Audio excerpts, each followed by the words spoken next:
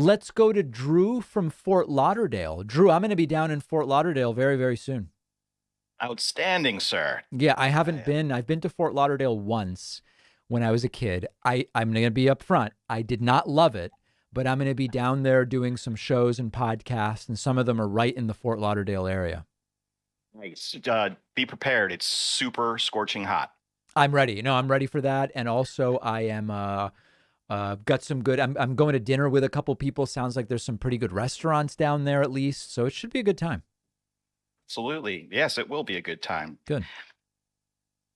Well, I just wanted to ask you real quick, what's your stance on sending Poland's MiG jet fighters to Ukraine? I know they've already ruled it out, but I apologize if you've already gone over it at one of your shows. No, you know what? I haven't gone over it, and to be totally honest, I don't have an opinion on it because I haven't followed it closely enough. Like, what's the controversy? Can you explain it to me? They're saying that they don't want it. They think that it'll be an escalatory action. They and who? They're worried. The United States. Oh, okay. And NATO. They said that that'd be a step too far.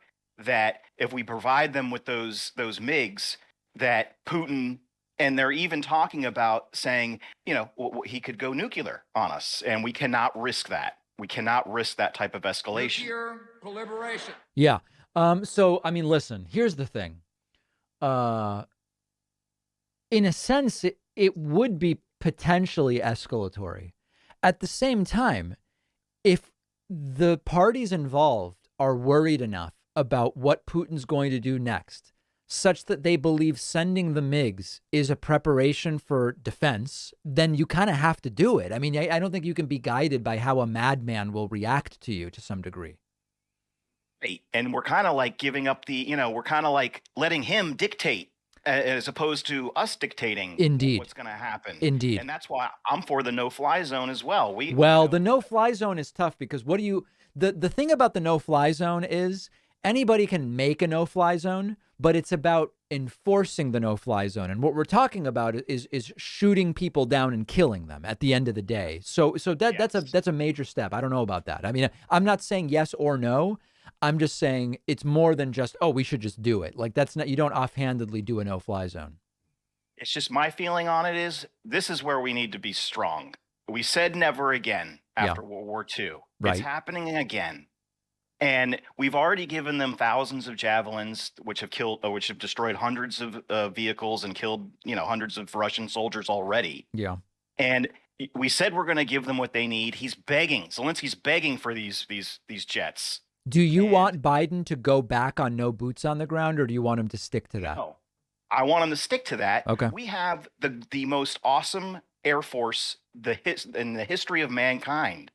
There's no way, I believe, that if we shot down a couple of the Russian jets, I guarantee you that the Russian jet fighter pilots will think twice about going over that airspace, regardless of what they're being told.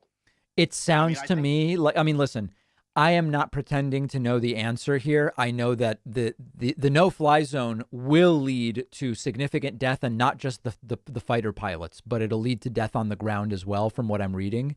So I just think we got to be very, very careful about that. I really appreciate you talking to me about this, and have a great time down here. And again, don't bring anything but shorts, T-shirt, flip-flops. That's all you need. Absolutely. Absolutely. Thank you so much, Drew. I appreciate it.